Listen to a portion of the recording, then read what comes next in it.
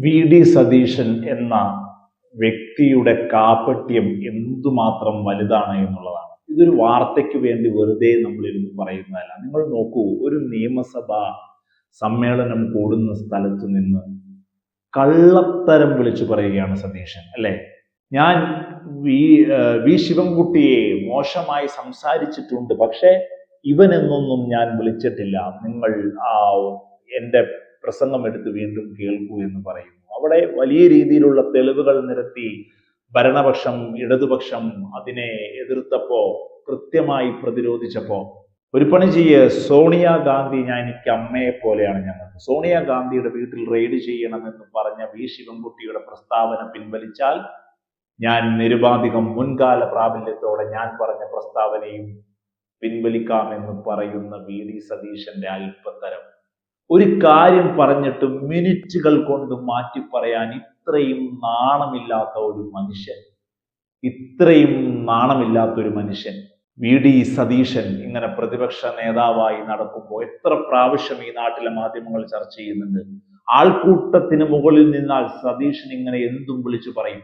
ഒരു കേഡർ സംവിധാനത്തോടെയുള്ള പാർട്ടിയാണ് എന്ന് കോൺഗ്രസ് തോന്നുന്ന തരത്തിൽ സതീശൻ ഇങ്ങനെ പ്രസ്താവന നടത്തിക്കൊണ്ടിരിക്കും. ഒരു രീതിയിലുമുള്ള അച്ചടക്കമില്ലാത്ത, ഒരു രീതിയിലും പറഞ്ഞ കാര്യങ്ങളിൽ ഉറച്ചു നിൽക്കാൻ സാധിക്കാത്ത ഒരു നാണം കെട്ട രാഷ്ട്രീയക്കാരൻ. നോക്കൂ നിങ്ങൾ, ഇന്ന് വരെ ഈ കഴിഞ്ഞ സതീശന്റെ കീഴിൽ പ്രതിപക്ഷം അണിനിരന്ന് നിയമസഭയിൽ നിന്നിട്ട് ഒരു നിയമനിർമ്മാണം നടത്താൻ ആ സഭയെ ഇവരനുവദിച്ചിട്ടുണ്ട്.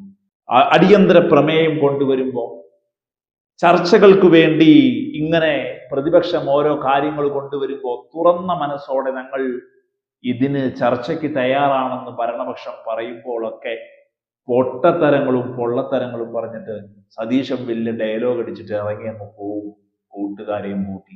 ഇത്രമേൽ വലിയ നാണം കെട്ട പ്രതിപക്ഷം. ഇവര് തിരിച്ചു വന്നാലോ, ഇവരിന് തിരിച്ച് ഈ ഭരണത്തിലേക്ക് വരികയാണെങ്കിലോ തമ്മിലടിച്ചിട്ട് ഭരണം നടത്താൻ പറ്റുമോ?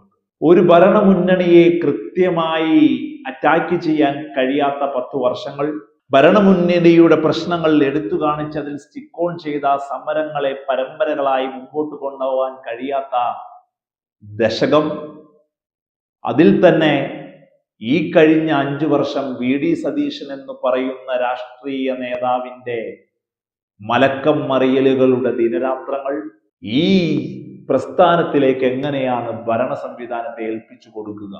ഒരിടത്ത് ബഡ്ജറ്റിൽ പോലും വന്നിട്ട് നടന്ന വികസന പ്രവർത്തനങ്ങളെ കുറിച്ച് മാത്രം 2 മണിക്കൂർ 51 മിനിറ്റ് ഒരു ധനമന്ത്രി ബഡ്ജറ്റ് അവതരിപ്പിക്കുമ്പോൾ നടന്ന വികസന പ്രവർത്തനങ്ങളെ കുറിച്ച് മാത്രം പറയുകയാണ്. അത്രമേൽ വലിയ വിശ്വാസത്തോടെ, ആത്മവിശ്വാസത്തോടെ നിൽക്കുന്ന ഒരു LDF സർക്കാരിനെയാണ് കള്ളത്തരങ്ങൾ പറഞ്ഞ് ഇങ്ങനെ പറ്റിക്കാൻ ജനങ്ങളുടെ മുന്നിൽ ഇറങ്ങി തിരിച്ചിരിക്കുന്ന സതീശൻ. ഒരു കാര്യം ഉറപ്പാണ്, ജനം ഇത് തിരിച്ചറിയുക തന്നെ ചെയ്യും. ഏതാണ് ശരി, ഏതാണ് തെറ്റ്, എവിടെയാണ് നിലപാട് എന്ന് തിരിച്ചറിയാനുള്ള സാമാന്യ ബോധം കേരളത്തിന് ജനത്തിനുണ്ട് എന്ന് സതീശ, കോൺഗ്രസ്, UDF മനസ്സിൽ കുറിച്ചിട്ടോ? നിങ്ങൾ ഈ കാണിക്കുന്ന കോലാഹലങ്ങളൊന്നുമല്ല ജനത്തിന്റെ മനസ്സിലുള്ളത്.